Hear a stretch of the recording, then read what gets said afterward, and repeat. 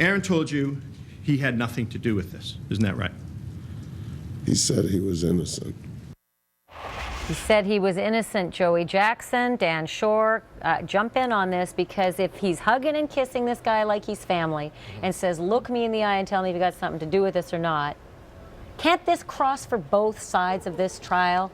Always does, Ashley. It depends upon, we as lawyers get the same information, but we spin it differently, and here's how. This is Robert Kraft. This is someone who said, after you told him the story, that I'll support you. This is the person you hugged and kissed. Why do you hug him and kiss him? Because he's a great guy. He's not a murderer. He wouldn't do that. And so certainly the defense, you could hear in closing, will say that. Now, Dan, on the other hand, from the prosecution's perspective, I'm sure will say something different. Dan, why would a prosecutor put Mr. Kraft up there to say, I hug and kiss this man, he's like family? He even said that in another soundbite, that he's like family. Look, that's just part of the way it played out, but the big takeaway here is that the defendant, Darren Hernandez, is lying to Robert Kraft about where he was at the time of the murder. That shows tremendous consciousness of guilt, because if you're accused of a murder and you're questioned about it, why would you lie if you really had nothing to do with it and you weren't there? So the fact that he says, I was at a club, when we know now he was not at a club, raises the big question the jury's going to consider. Why was he lying about his whereabouts? I remember lying to my mom about being you in a bar. weren't accused of murder at the time, I'm sure. You're right about that, but I lied to the person I love the most, right? Right. So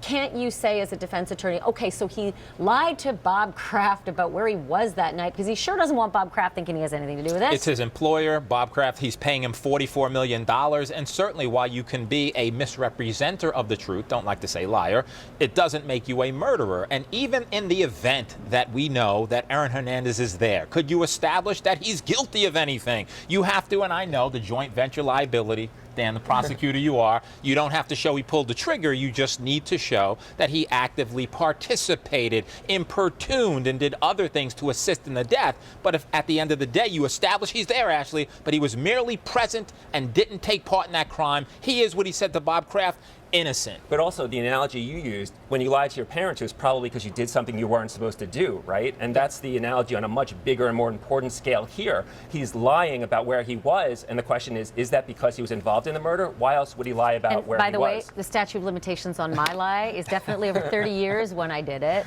Okay. Guys, thank you for that. I just can't believe watching Robert Kraft walk into a murder case and thinking that poor man, mortified that he's involved in any of this and has to do this kind of thing. My thanks to Susan Candioti, who's doing just such a bang-up job on this case. It's just phenomenal coverage on it. Dan and Joey, I'm going to ask you to stick around if you can.